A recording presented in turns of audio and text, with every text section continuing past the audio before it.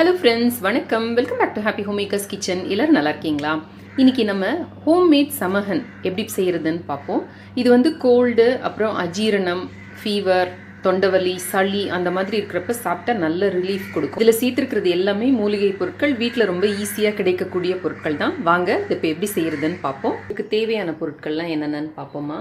1 table spoon அளவுக்கு கொத்தமல்லி விதைகள், ஒரு 2 சிட்டிகை அளவுக்கு சீரகம், ஒரு 10 மிளகு, 2 கிராம்பு, ஜாதிக்காய் இந்த அளவு பீஸ் இருந்ததுன்னா போதும். இதுலேருந்து எடுக்கிறது ஒரு சின்ன பீஸ் இருந்ததுன்னா போதும்.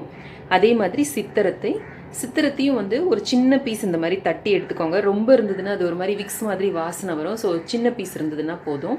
இந்த சைஸுக்கு ஒரு பட்டை இந்த அளவுக்கு எடுத்திருக்கேன்னா இந்த மாதிரி ஒரு பட்டை பீஸ் எடுத்துக்கோங்க.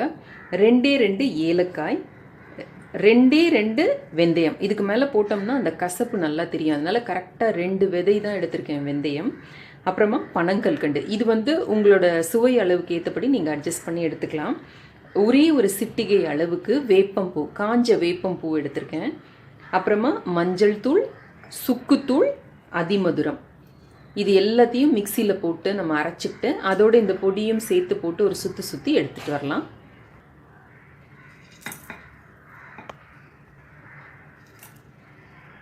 சிட்டிகை அளவுக்கு மஞ்சள் தூள் சேர்த்துக்கலாம். அதே மாதிரி ஒரு 2 சிட்டிகை அளவுக்கு சுக்குத்தூள் சேர்த்துக்கலாம்.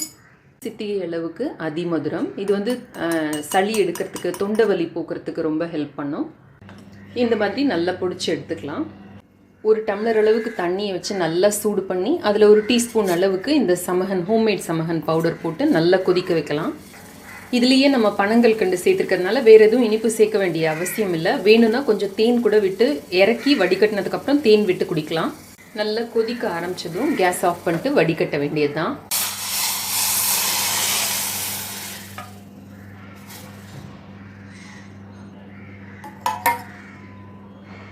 இப்போ நம்மளோட ஹோம்மேட் சமகன் ஹெல்த் ட்ரிங்க் தயார். இது வந்து நல்ல ஃபீவர் இருக்கிறப்ப, நல்ல கோல்டு இருக்கிறப்ப குடித்தா நல்ல எதமாக இருக்கும். தொண்டவலியெல்லாம் இருக்கிறப்ப எதமாக இருக்கும். அஜீரணம் இருக்கிறப்ப கூட இதை குடிக்கலாம். இது நல்ல க்யூர் பண்ணிவிடும். வயிறில் சில நேரம் செரிமானம் ஆகாமல் ஹெவியாக இருக்கும் இல்லையா, அந்த மாதிரி இருக்கிறப்ப கூட இதை குடிச்சிங்க அப்படின்னா உங்களுக்கு நல்ல ரிலீஃப் கிடைக்கும். இந்த பொடியை நீங்கள் செய்து வச்சுக்கிட்டீங்க அப்படின்னா 1 மாதம் வரைக்கும் நீங்கள் ஒரு பாட்டிலில் போட்டு வச்சுக்கலாம். அதுக்கு மேலே அதோட வாசனை போயிடும். அதனால் 1 மாதம் அளவுக்கு செய்து வச்சுக்கிறது நல்லது. சுக்கு, சித்திரத்தை, மஞ்சள் இதெல்லாம் நமக்கு சளியை போக்குறதுக்கு உதவும்.